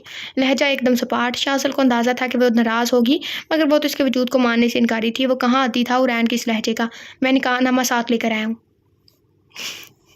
शाज़ल की बात पर जहाँ हुरैन ने से घूर कर देखा, वही ज़बत के बावजूद है अपनी हंसी नहीं रोक पाई। इसको देखते हुए आज़र हयात के चेहरे पर भी मुस्कुराहट आ गई। तो क्या करूँ, अचार डालो उन खाना में का? हूर इस वक्त बिपरी शेरनी बनी हुई थी। अब की बार हया खिलखिला कर हंसती और बीमा भी अपनी हंसी नहीं रोक सकी। शाज़ल ने कहा मेरे ख्याल में पहले खाना खा लेना चाहिए। चलो शाज़ल आज़र डाइनिंग रूम इस तरफ है। हुरैन ने ताज्जुब से शाज़र को देखा, मगर शाज़र इसका हाथ में उठ खड़ा हुआ। क्या खाना था? हुरैन के हलक से वाला ही नहीं उतर रहा था। शाज़ल भी इतने दिनों बाद इसके साथ खा रहा था, मगर हुरैन ने नज़र उठाकर इसे देखा ही नहीं था। तभी आज़र ने हया को मुखातिब किया। आप गालिबन सनम की दोस्त है ना? जी, हया ने कहा।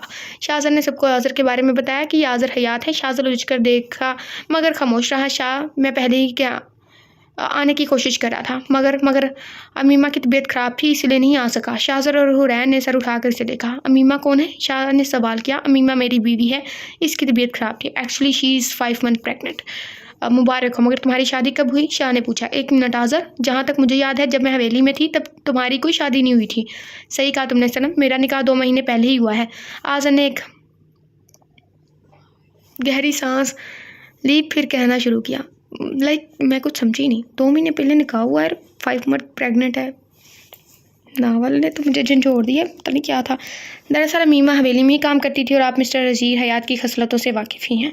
इनकी दरिंदगी के ताब में मीमा आ गई थी, तब मुझे इस तसव्वुर से भी घिन आती है कि वो मेरे बड़े भाई हैं। अज़ीर हयात ने मीमा को रुस्वा करने के बाद मरने के लिए छोड़ दिया। इनके दिल को इनकी औलाद की अमान की खबर भी मौजूद नहीं कर पाई। वो मीमा को किसी तौर भी अपनाने को तैयार नहीं थे, इसीलिए मुझे मीमा से निकाह करना पड़ा। मुझे लग ही रहा था। शाह सर कुछ कहता, इससे पहले ही हुरैन झटके से टेबल पर से उठी। सनम, नहीं शाह, कुछ मत कहें। सुना तुमने शाज़ल इब्राहिम, अज़ीज़ हयात की खसलत कैसी है, और मैं 2 दिन इसकी तहवील में रह कर आई हूँ। अब मैं तुम्हें खुद पर कोई इल्ज़ाम लगाने का हक़ नहीं दूँगी, इसलिए बराए मेहरबानी मुझे अपनी शक्ल दोबारा मत दिखाना। वो कहकर वहाँ से जाने लगी तो लड़खड़ा गई, मगर हया ने इसे सहारा दिया और कमरे में ले गई। मुझे तुम्हारे मुँह से हकीकत सुननी है शाज़ल इब्राहिम, शाहज़ा ने कहा। तो शाहज़ा ने अलिफ से ये तक सारी बातें बताई। इसका निकाह वगैरह कैसे हुआ, सारे वाक़यात हर्फ बहरफ सच बताए। मेरे ख्याल में इतनी गलतफहमी इसीलिए है क्योंकि तुम हकीकत और सनम के माज़ी से नावाकिफ़ थे। भी अम्मा, आप सनम को भिजवा दें। कुछ देर बाद हुरैन और हया नीचे आई और फिर शाहज़ा ने बोलना शुरू किया। मेरे अबू जहाज़ेब सिकंदर और हयात सिकंदर दोनों ही सगे भाई थे। हम चूँकि जद्दी पुश्ती रईस थे, मैं नहीं हूँ, इसलिए अब्बू और चाचा को दादाबाद के बाद आई थिंक काफ़ी जायदाद मिली, मगर मेरे दादा दादी जल्द ही इंतकाल कर गए थे, इसलिए सारी जिम्मेदारी छोटी उम्र में ही अब्बू ने उठा ली थी। फिर अब्बू की शादी हुई और अब्बू ने चाचा की भी शादी करवा दी। हवेली में मेरी आमद हुई और फिर इसके 1 साल बाद अज़ीर हयात की, इसके 3 साल बाद आज़र की, लेकिन आज़र की पैदाइश के वक्त चाची इंतकाल कर गई, इसलिए आज़र को अम्मी अब्बू ने ही पाला। मैं भी आज़र को छोटा भाई समझता तो मैं अज़ीज़ को भी छोटा भाई था, मगर इसकी तबीयत में हकमियत शामिल थी। एक बार फिर हवेली में चहचहाहट फैली और वजह हुरैन जहाज़ेब थी। मैं तब 7 साल का था और मैं ही इसे हवेली में लेकर दाखिल हुआ था। अब्बू ने बहुत प्यार से इसका नाम हुरैन रखा था, मगर मैं हुरैन को अपनी बहन नहीं बेटी मानता था, इसलिए मैंने इसका नाम सनम रखा। मैं इसे सिर्फ सनम ही बुलाता था। ज़िंदगी बहुत खुशगवार गुजर रही थी, तभी चाचा ने हिस्से का मुतालबा कर दिया और अब्बू ने भी खुशी खुशी हिस्सा दे दिया। मगर जब चाचा ने अपना बिजनेस शुरू किया तो सारा पैसा डूब गया। वो एक बार फिर वापस आए और अब्बू ने इन्हें खुशामदीद कहा। ज़िंदगी में हम खुशी के रंग देख रहे थे। मैं और आज़िर दोनों ही सनम को किसी गुड़िया की तरह ट्रीट कर रहे थे। वो थी भी सब्ज़ आँखों वाली गुड़िया। हुरैन 10 साल की हो गई थी। फिर वो रात आई जिसने हमसे हमारी दुनिया ही छीन ली। हुरैन ने मानो खौफ के मारे शाज़र के सीने में मुँह छुपा लिया। अम्मी अब्बू और सनम इस रात कराची जा रहे थे, मगर रास्ते में एक्सीडेंट हो गया, और एक्सीडेंट नहीं था शाज़ल, मर्डर था, जो हयात सिकंदर ने करवाया था। मैं जितने भी नावल पढ़ लूँ सब में यही लिखा है कि लालच बुरी बला है। सब नावल के पास्ट में यही दिखाया गया है कि पैसों के लिए किया।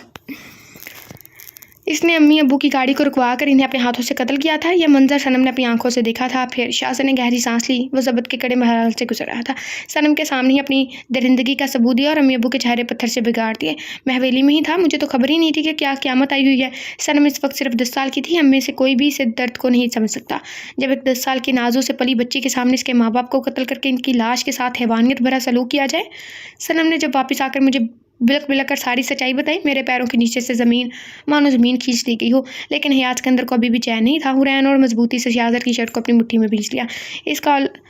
इसका लड़ता वजूद इस बात का गवाह था कि वो सिसक रही है। मैं इस वक्त सिर्फ 17 साल का था। हयात सिकंदर ने मुझसे कहा कि अगर मैं हुरैन की सलामती चाहता हूँ तो खामोशी से हवेली को छोड़कर चला जाऊँ और तब तक पलट कर ना हो देखूँ जब तक हुरैन 21 साल की नहीं हो जाती।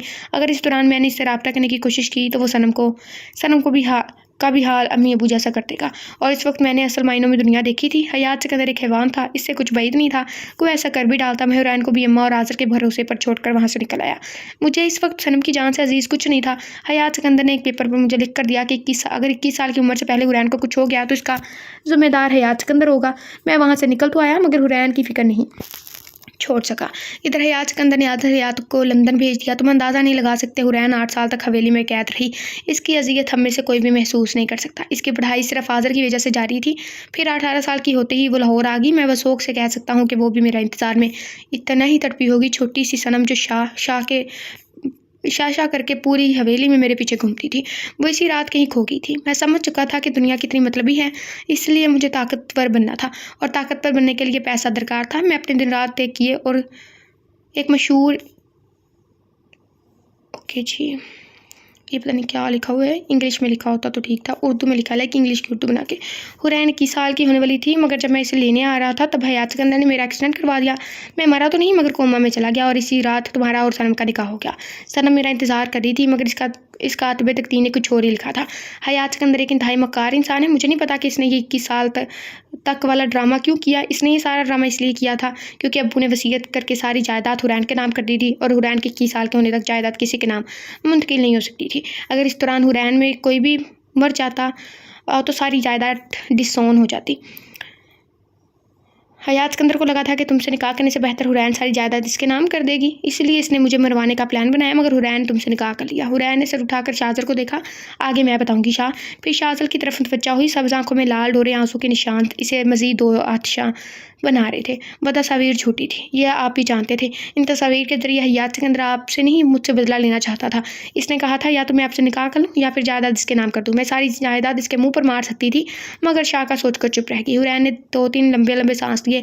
मैंने आपसे निकाह करने का फैसला किया। मैं आपको सब कुछ बता देना चाहती थी, मगर आपने खुद ही सारी जमा तफरीक कर ली कि मैंने ये निकाह क्यों किया। इतने समझदार जो थे आप। आखिरी जुमला हून ने तंजिया कहा। हाय अल्लाह जी, जब कसूर अपना हो ना तो अगला बंदा सुना रहा हो। और भी सुनना है तो सुनिए। जिस रात आप मुझे ऑफिस से लेकर आए थे, इसी रात में लोक नहीं हुई थी। अजीर हयात ने मुझे वहाँ ज़बरदस्ती बंद किया था। अगर हया ना होती तो शायद तुमने मुझे पहले नहीं बताया था। कैसे बताती? मुझे कोई हक नहीं था आपसे मदद मांगने का। सभी एक एक करके उठकर जाने लगे क्योंकि ये दोनों का ज़ाती मामला था, मगर हया नहीं उठी। शाहजहां ने इसे सवालिया नज़रों से देखा। जैसे आप नहीं चलेंगी सॉरी। हया ने आहिस्ता से कहा। मैं कानों में उंगलियाँ डालकर बैठ जाती हूँ, कुछ नहीं सुनूंगी पक्का। और इस लड़की का क्या करूँ मैं, मगर मैं ऐसे हूर को छोड़कर नहीं जा सकती। फिर वह हकीकतन कानों में उंगली डालकर बैठ गई। शाहजहां वहाँ से खामोशी से चला गया। आपको क्या लगता था मैं आपकी दौलत देखकर आपकी दीवानी हो गई थी? तो mind it mister Shahjahan Ibrahim, मैंने कभी आपकी तरफ पहल नहीं की थी। वह बोल नहीं रही थी, बरस रही थी। आपने मुझ पर इल्ज़ाम लगाने से पहले एक बार भी नहीं सोचा। आपको लगा मैं आपके ऑफिस में आपको ठगने के लिए काम कर रही हूँ। आपको याद ही हो तो मैंने ही आपसे कहा था कि आप अपनी कोटेशन किसी को मत बताइएगा, इसने कहा था। बहुत सारे हिसाब बात करने के मूड में थी। मैं क्या करता हूँ, मैं कभी नहीं मानता। अगर इसे हमारे दरमियान एग्रीमेंट तक के बारे में पता था और मेरी जगह कोई और होता तो वो भी यकीन कर लेता। हयात सिकंदर को तो ये भी पता है कि आप दिन में कितनी मरतबा सांस लेते हैं, और रही बात कोई और होता तो आप कोई और नहीं थे। भाड़ में गया कोई और, आप शांत थे। आपने यकीन कैसे कर लिया? आपका यकीन तो सिर्फ मेरा होना चाहिए था। मैंने तुम्हारी आवाज़ सुनी थी कॉल पर, फिर मुझे गुस्सा आ गया। आपने मेरी आवाज़ सुनी थी, लेकिन क्या आपने कभी मेरी धड़कनें नहीं सुनी थी जो चीख चीख कर आपका नाम लेती थी, आपके नाम पर ही धड़कती थी? शाहजल को पहली बार अंदाज़ा हो रहा था इसे इसकी टक्कर की बीवी मिली थी। बातों को मुँह पर मारने में, मुकाबल का मुँह बंद करने में, और गुस्सा करने में, और सांस रोक लेने की हद तक सफाकियत में भी थी। मैं मानता हूँ मेरी गलती है। अब गलती मानने से क्या होगा? अगर इस दिन शान आते, 1 मिनट आपको क्या ज़रूरत थी हवेली आने की? मैं तो धोखेबाज और बदकिरदार थी। आपने अपनी सबसे अजीज़ चीज़, अपनी दौलत, अपना पैसा, रुतबा सब मेरे लिए दाव पर क्यों लगा दिया? छोड़ देते मरने के लिए। क्यों आए थे वहाँ? अच्छा हाँ, सुकून मिला होगा ना मेरी तस्वीर देखकर, लेकिन तस्वीर देखकर जी कहाँ भरा होगा, इसलिए आए होंगे ताकि मुझे सिसक कर मरता हुआ देख सके। शाहजहां इब्राहिम को धोखा देने वाले का अंजाम ऐसे ही होना चाहिए, है ना? ऐसा मत कहो हूर। वो अपने लफ्ज़ों की मार से शाहजहां का दिल छलनी कर रही थी। ऐसा मत कहो हूर। क्यों ना कहूँ? आपने एक मरतबा फिर भी मेरा एतबार नहीं किया। अरे मैंने तो इस वक्त भी आपका एतबार किया था जब आप नशे में धुत खराए थे और एक नामहरम के साथ कमरे में रात गुजारी थी। प्लीज़ हूर, तुम भी जानती हो ऐसा कुछ नहीं था। हाँ मैं जानती हूँ, आपको इस बारे में सफाई देने की ज़रूरत नहीं है, लेकिन आपने तो अज़ीर हयात की बातों पर यकीन कर लिया। मुझे सफाई देने का एक मौका नहीं दिया, सीधा मुलजिम करार दे दिया। एक मौका देते मुझे सफाई का, मैं आपके पाँव पकड़कर भी आपको यकीन दिलाती कि मैं बेकसूर हूँ। मैं बहुत गुस्से में था हूर, मुझसे इतनी नफरत से बात मत करो। इसका लहजा आज तक इसने उफ तक न किया था, लेकिन आज वो जब बोल रही थी शाहजल को महसूस हो रहा था वो ज़मीन में धंसता जा रहा था। गुस्सा तो सिर्फ आपको आता है, इज्जत तो सिर्फ आपकी है। न मुझे गुस्सा आता है, न मेरी कोई इज्जत है, इसलिए जैसा दिल चाहे आप सलूक कर सकते हैं। पूरी दुनिया मुझे आपकी रखेल समझती रही, लेकिन मैं खामोश थी क्योंकि मुझे इस दुनिया से फ़र्क नहीं पड़ता था। मुझे आपसे फ़र्क पड़ता था। मुझे हर वक्त खौफ रहता था कि कहीं कि आप मुझे गलत ना समझ लें। हकीकत तो आप भी जानते थे कि वह तस्वीर झूठी है, लेकिन नहीं, आपको तो अपनी इज्जत प्यारी थी, लेकिन मेरी इज्जत का क्या? इतना सब होने के बाद भी आपने मेरी तरफ हाथ बढ़ाया तो मैंने थाम लिया, लेकिन जब मुझे आपके एतबार की ज़रूरत थी तब आपने मेरा एतबार नहीं किया। भरी महफिल में मेरी औकात 2 कौड़ी की करके रखती। और क्यों ना करूं मैं आपसे नफ़रत से बात? तकलीफ़ हो रही है? आप सिर्फ एक मरतबा मेरा एतबार करते, मैं आपके सामने ज़िंदगी भर सर क्या आँख उठाकर बात नहीं करती, बेदाम की गुलाम बनकर आपके साथ रहती। लेकिन हुआ क्या, आपने मेरा एतबार नहीं किया। इसके लहजे में टूटे हुए मान की किरचियाँ थी। शाज़ल के पास इसकी बातों का कोई जवाब नहीं था। बड़ी मुश्किल से शाज़ल ने अपनी ज़बत से सुर्ख होती आँखें उठाई, हुरैन को देखा और कहा, मैंने तुम्हें टूट कर चाहा है। क्या नहीं था इसके लहजे में? बेबसी, मोहब्बत, इल्तिजा, नदामत, सब कुछ। हुरैन इस्तज़ाइया हंसी, आपने मुझे टूट कर चाहा है, लेकिन अब मैं आपको बिखरता देखूंगी। शाज़ल के दिल पर यह जुमला तीर की मानने लगा। यानी इतनी नफरत करती है कि बर्बाद होता देखना चाहती है। भिखारी समझ रहे थे तुम मुझे। कासा पलटती तो तुम्हारी कायनात ले डूबती। इस जुमले ने शाज़ल की ज़ुबान कंग कर दी। वो कहकर रुकी नहीं थी, उठकर जाने लगी। तभी यहाँ ने अपने कानों से उंगली निकाली। हुर, मैं तुम्हें ले चलती हूँ कहकर इसे सहारा देने लगी। शाज़ल सर झुकाए बैठा था। तभी शाज़र अंदर आया। वही रुको सनम। हुरैन के कदम रुके, मगर पहली मरतबा शाज़र के चेहरे पर सख्त तासरात थे। बैठो, मुझे तुमसे बात करनी है। हुरैन फ़ौरन बैठ गई। कोई ऐसी बात है जो मुझे पता होनी चाहिए और तुमने मुझे नहीं बताई है? क्योंकि अभी हयात सिकंदर का फ़ोन आया था। वो मुझे धमकी दे रहा था कि तुमने भले जायदाद इसके नाम ना की हो, मगर तुमने अपनी ज़िंदगी बेच दी है।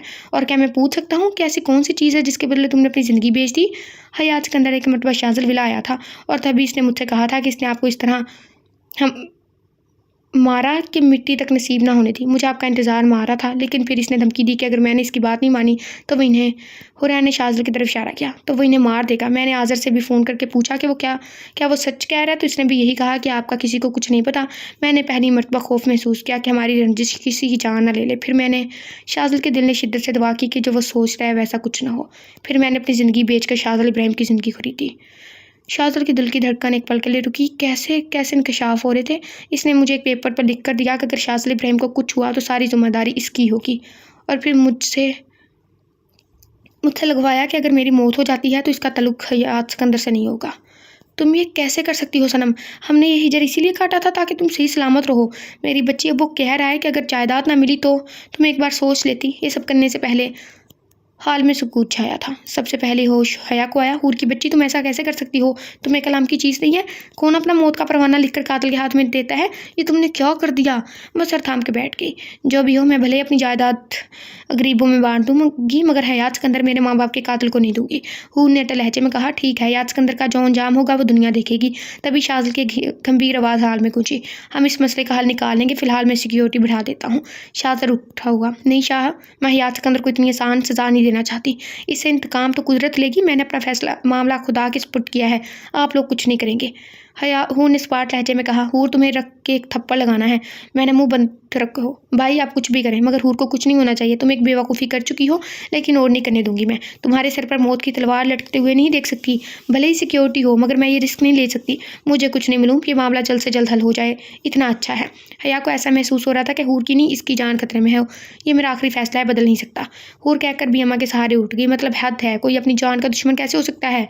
हया ने चीख कर कहा और वहाँ से गुस्से में बाहर निकल गई। शाज़ल तो सकते में था। वो लड़की, इसने अपनी ज़िंदगी की परवाह नहीं की इसके लिए। उफ़ अल्लाह, वो मुझे कभी माफ़ नहीं करेगी। शाहजहां ने बेयकीनी से खुद कलामी की। तुम इसकी जगह होते तो कर देते माफ़? शाहजहां ने पूछा। वो मेरे साथ कभी ऐसा नहीं करती जैसा मैंने किया। शाह लाजवाब हुआ। खैर, तुमने ही कहा था कि वो तुम्हारी है, सिर्फ तुम्हारी। तुम अब भुगतो जैसी भी है, तुम्हें बर्दाश्त करना है। शाहजहां ने शायद सुना ही नहीं। मैं मोहब्बत के मामले में हमेशा बदनसीब रहा हूँ। शाहजहां इस वक्त अंदर से बहुत टूटा हुआ था। खैर, बदनसीब तो नहीं हो, वो मुझसे नफ़रत करती है। शाहजहां ने गहरी सांस ली। अगर नफ़रत कर रही होती तो तुम्हारे मामले में भी सब्र कर लेती और मामला खुदा पर छोड़ देती, मगर वो तुमसे नफ़रत नहीं करती, गुस्सा है तुमसे, तभी सब्र नहीं कर रही, शिकवा कर रही है, शिकायत कर रही है और बेफिक्र हो। सज़ा भी देगी। नफ़रत कभी ख़त्म नहीं होती, लेकिन गुस्सा ख़त्म हो जाता है। जहाँ मोहब्बत होती है वहाँ नफ़रत कभी नहीं होती। गुस्सा होता है, फिर सुलह होती है। तुम मुझे तसल्ली दे रही हो, डरा रहे हो? शाहजहां ने शाज़र की तरफ देखकर कहा, ना मैं डरा रहा हूँ ना तसल्ली दे रहा हूँ, सिर्फ हकीकत बता रहा हूँ। लेकिन मैं खुद को कभी माफ़ नहीं कर पाऊँगा। फ़िलहाल तो तुम इन माफ़ियों को छोड़ो और घर जाओ, वरना सनम ने तुम्हें यहाँ देख लिया तो इसकी तबीयत मज़ीद ख़राब हो जाएगी। वो पूरी तरीके से ठीक नहीं हुई है। ये हयात सिकंदर वाला मामला निपटाना ज़रूरी है। मैं देख लूँगा, मैं हूँ यहाँ। तुम सही कह रहे हो, लेकिन मैं गेट पर ही हूँ, गाड़ी में बैठा हूँ। देखो शाज़ल, सनम की हिफाजत के लिए खुद भी तंदुरुस्त होना ज़रूरी है। इसके लिए बेहतर है कि तुम घर जाओ। और फिर हया भी यहाँ से गुस्सा होकर चली गई है। सनम की तबीयत ख़राब होगी तो मुश्किल होगी। शाहजहां ने समझ पर सर हिलाया और चला गया। ओके जी गाइस, तो आप लोगों का सस्पेंस भी ख़त्म हो गया, हमारा भी हो गया, लेकिन आगे क्या होने वाला है ये भी अभी एक मायने हैं, क्योंकि लाइक देखो किसको गोली लगती है, क्योंकि उसने अपनी और उस दोनों की जान ही लाइक कर ली है। उसने लिखा था कि अगर शाहज़ल को कुछ हुआ तो उसकी ज़िम्मेदार वो होगी, क्या कहते हैं, हुरैन। तो वो कि हयात सिकंदर शाहज़ल को कुछ करना दे। लाइक हमें इतना पसंद था ना मैं ना एक राइटर को सजेस्ट करने वाली थी कि आप ना अपने हीरो, उन्होंने एक बुक में नावल लिखना है तो उसका नाम ना ये रखो, और इसने सारी उम्मीदों पे पानी बिखेर दिया मेरे। इस हयात सिकंदर की तो संगी बंदा घूंट कोट दे। और ये हमारी पंजाबी का एक आखिरी लुकमा, अगली वीडियो में मिलते हैं। अच्छा, किसी ने हमसे कहा कि 2 घंटे की वीडियो को आप बातें करके ना 3 घंटे की बना देती हो। भाई इतना झूठ नहीं बोलते, क़यामत वाले दिन इसका हिसाब होगा, ठीक है ना। लाइक कोई 15 सेकंड की इतनी बात हो, उसमें 1 घंटे की बात मैंने कभी ज़िंदगी में नहीं सोचा और की भी नहीं है। हद है वैसे, झूठ कम बोला करें, गुनाह होता है। आपको नहीं पता, अच्छे बच्चे ऐसे नहीं करते। ओके जी, अगली वीडियो में मिलते हैं। अपना बहुत सारा ख्याल रखिएगा, दुआओं में याद रखिएगा। और बाकी इसके 2 पार्ट रह गए हैं। मुझे पता है आज का पार्ट मैंने सोचा था कि मैं इसको ज़्यादा करूँगी, लेकिन खैर मुझसे नहीं हो सका, मेरी तबीयत ख़राब है तो इस वजह से। लेकिन नेक्स्ट पार्ट में कोशिश करूँगी कि वो 145 मिनट का हो, हाँ सॉरी 1 और 45 मिनट का हो। तो और उससे अगला पार्ट भी, लाइक आगे वाले 2 पार्ट हैवी होंगे, क्योंकि फिर हमें मकाना है ना, नावल ख़त्म करना है, मकाना मतलब ख़त्म करना। ओके जी, अगली वीडियो में मिलते हैं। मेरा बहुत सारा ख्याल रखिएगा, हमारी पंजाबी का भूल ही जाएँ। अल्लाह।